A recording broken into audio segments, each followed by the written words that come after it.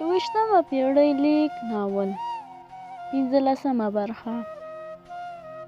د راتلونکې میاشت لومړۍ نیټه هغه توره ورځ ده چې ما بدمرغې دې نړۍ ته سترګې وغړولې. هیلې مې سترې وې خو بخت مې هغه لنډۍ را یاده شوه. زما په خپله بخت خراب دی. د چا چې کم بختونه وینم زړه مې چوینه. راتلونکې میاشت مې د زوکړې رخصتي لرم. نه پوهېږم چېرته ځم، ولې ځم، څه کوم، خو په یو څه چې پوهېږم هغه دا دی چې ستا یاد مې تل ملګری دی. تر تا وفادار او ژمن دی. یوه شېبه مې هم یوازې نه پرېږدي. دا به مې لومړی سفر و چې بې تا یې کوم، خو یاد دې را سره دی. کېدای شي نور د دې موقع پیدا نه کړم چې لیک درته ولیږم، یا مې د زړه چاودې ژوند کیسه درته وکړم. ژوند روان دی، نه پوهېږم چې کله او چېرته درېږي، خو ما اورېدلي وو چې د چا هیلو سره لوبې کول لکه د کعبې ورانول دي. نه پوهېږم زموږ له هیلو سره ولې داسې وشول، ولې داسې زوال شو. ته زوال شوی یې، زه به زوال یم، او کیسه د ختمېدو په خوا روانه ده. ډېرې پوښتنې مې ذهن کې دي، خو کاشکې مې ځواب ترلاسه کړی وای. پوهېږم هېڅکله به د دې پوښتنو ځواب ترلاسه نه کړم. نن شپه مې زړه نه سپکېږي. که کتابونه هم درته ولیکم کمه به وي. ښه نو ته به بیا اوس وایې چې زینو ګلې ستا ګیلې نه خلاصېږي، خو هغه د درویش درانۍ شعر دی. له شونډو نه وه، له بڼو نه وه، له رخساره نه وه. زما ګیله له خپله بخته وه، له یاره نه وه. خلک وایي چې د یو کس په تلو ژوند نه ودرېږي، مګر په دې هېڅوک نه پوهېږي چې د لکونو کسانو په راتلو سره بیا هم د هغه یو کس کمی له منځه نه ځي. ګیلې معنی مې همدلته ختموم او د شیدا دا بیت مخې ته درته ږدم.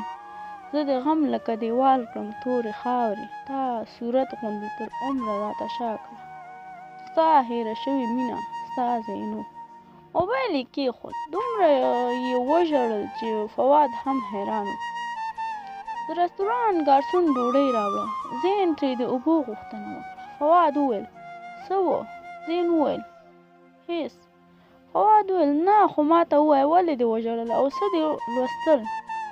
زین وویل بس پرېږدی، څوک دومره مه مجبوروه چې خپله خاموشي ماته کړي او په الفاظو داسې خاموشي کړي.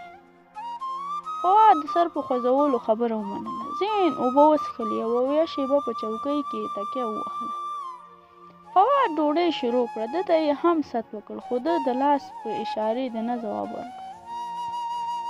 په دوو ګوتو کې یې خپلې سترګې وموښلې او فواد ته یې مخ ور واړوه. که د ګلو په یو بوټي کې له حده زیات ګلان وشي نو ورو ورو یې څانګې ماتېږي، او که انسان له حده زیات د خودي خو له نورو سره اړیکې پرې کېږي، د وخت په تېرېدو سره بوټی د ګل څخه محرومه کېږي او انسان له خپلو څخه.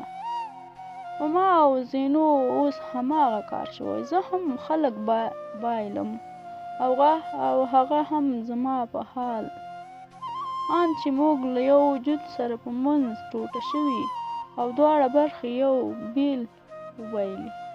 فواد د ډوډۍ کپ تېر کړ او مایوس اندازه یې وویل د اشیاو قیمت له اخیستو وړاندې معلوم وي، خو د انسان قیمت له ورکېدو وروسته معلوم شي.